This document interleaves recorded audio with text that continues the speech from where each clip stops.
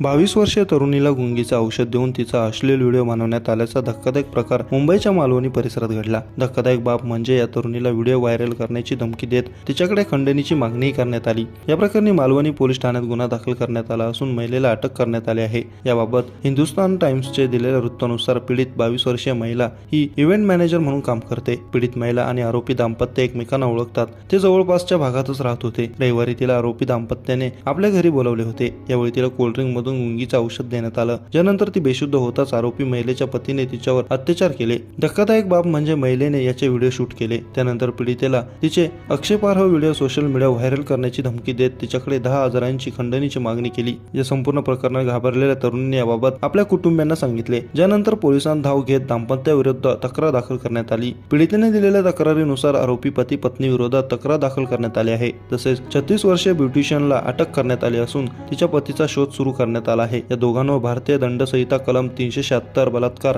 328, 385 तसेच खंडणी मागितल्या प्रकरणी विविध कलमांतर्गत गुन्हे दाखल करण्यात आले आहेत। पोलीस या प्रकरणाचा अधिक तपास करत आहेत।